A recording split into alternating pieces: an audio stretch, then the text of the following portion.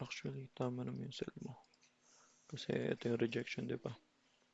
So, nagka-rejection tayo sa 15 minutes. Tapos punta tayo sa 5 minutes. Rather, 1 minute. Tapos 1 minute. Ito yung rejection yun. No? Tapos, from here, meron tayong previous row. Na-break na siya. Nag-create siya bago dito. So, if we want to sell, kahit hindi na nga siya, kahit dito na lang, pwede na rito mag-sell. Obvious naman. So, dito. Pwede dito mag-sell agad either here. Sa fair value gap na to. Kita mo yung fair value gap.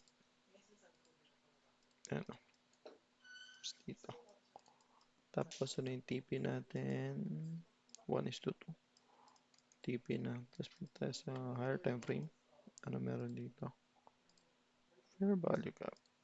Sakto sa 1:2 natin. So kahit gitna okay na yun. Diba? So TP na yan. Next is check natin if pasok pa ba siya. Ito. Pwede mag-re-entry kasi meron tayo dito. Ganun lang siya. Tapos, kung nag-buy tayo dyan sa fair value gap, tinamaan to 5 minutes. Ito yung breaker natin, di ba? Breaker block. We have a breaker block here as well as this one. Market shift of structure ulit dito. So, even wala naman to. Wala problema.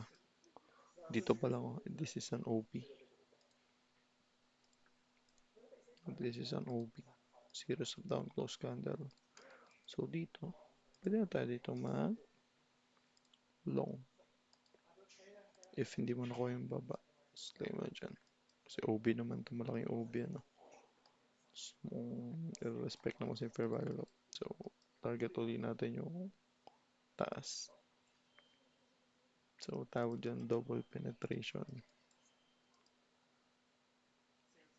Anyways, basta dalawang setup ganun.